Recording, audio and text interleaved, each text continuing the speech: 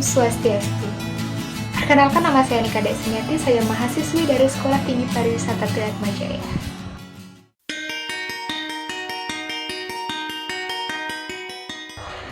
Menurut saya, dampak dari pandemi COVID-19 bagi pariwisata di Bali itu saya bedakan menjadi dua, yaitu dampak positif dan dampak negatif. Untuk dampak positifnya, yang pertama adalah berkurangnya polusi udara. Seperti yang sudah kita ketahui, di kawasan pariwisata seperti di Legian, Kuta, yang biasanya terjadi kemacetan, sekarang sudah tidak ada lagi, dan tentunya itu memberikan udara yang segar dan baik bagi kesehatan. Selanjutnya yang kedua adalah kesempatan beristirahat bagi para stakeholder pariwisata atau para pelaku pariwisata, di mana pariwisata yang kita ketahui itu tidak pernah mati. Dari pagi, siang, sore, malam, itu kita selalu memberikan pelayanan yang terbaik bagi para wisatawan.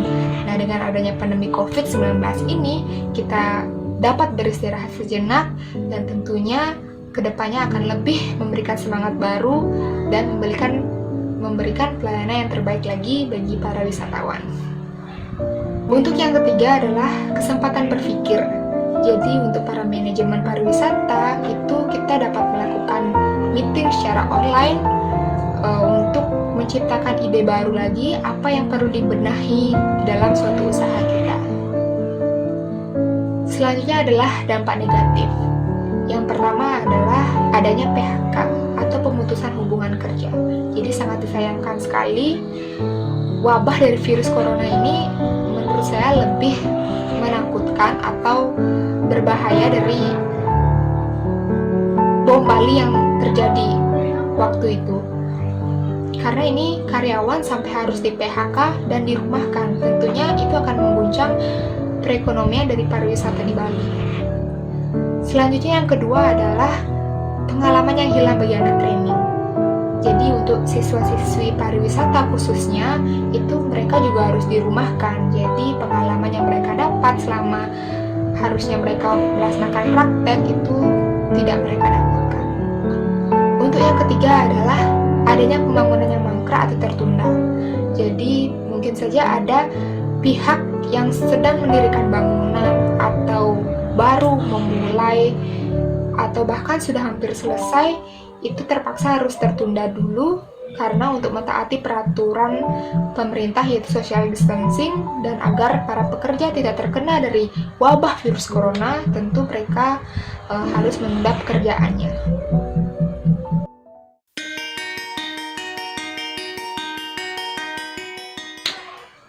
Jadi, upaya yang harus dilakukan oleh stakeholder pariwisata menurut saya itu adalah memanfaatkan kartu prakerja. Jadi, bagi karyawan yang di PHK, itu mereka bisa memanfaatkan kartu prakerja, di mana di sana mereka bisa mengasah kemampuan dan pengetahuan kembali, dan tentunya mereka akan lebih dapat berpikir secara kreatif dan tentunya akan mendapatkan ide-ide baru. Selanjutnya untuk yang kedua adalah bekerja sama. Bekerja sama dalam hal apapun. Contohnya, seperti yang sudah saya katakan sebelumnya, untuk pengalaman yang hilang bagi anak training, di mana pihak manajemen atau pihak sekolah itu dapat bekerja sama memberikan tugas berupa praktek, bukan berupa teori tapi berupa praktek, di mana mahasiswa itu harus membuat video tutorial, misalkan bagaimana cara memberikan pelayanan yang terbaik bagi para wisatawan, atau seperti mahasiswa yang training di bagian FB product atau kitchen, di mana di sana mereka bisa membuat bagaimana sih cara membuat omelet seperti itu. Jadi secara tidak langsung mereka bisa melaksanakan praktek di rumah, tetapi penerapannya diberikan teruntuk wisatawan atau di industri pariwisata. Selanjutnya yang ketiga adalah tetap berpikir positif dan jernih. Contohnya, adanya pembangunan yang mangkrak. Pembangunan yang baik itu pasti sebelumnya sudah merencanakan hal-hal apa saja sih yang bakal terjadi di masa depan. Nah, dengan ini pihak dari yang mendirikan bangunan tersebut tetap tenang, jangan panik, mencoba untuk menjalankan apa rencana awal mereka Walaupun pembangunannya agak molor atau tertunda, tetapi dengan adanya perencanaan yang sudah dipikirkan sebelumnya secara matang, pasti kedepannya pembangunan tersebut akan berjalan dengan lancar. Selanjutnya yang keempat adalah mentaati peraturan pemerintah, yaitu adalah dengan tanggap darurat COVID. Karena banyak berita beredar bahwa wisatawan yang masih ada di Bali itu melanggar peraturan dengan menerobos palang dari pintu masuk pantai. Nah tentunya pihak dari daerah pariwisata tersebut harus lebih tegas memberikan sanksi kepada wisatawan yang membandel. Untuk yang kelima, jadi kita harus tetap bersabar dan berdoa. Semoga wabah dari virus corona ini cepat berlalu.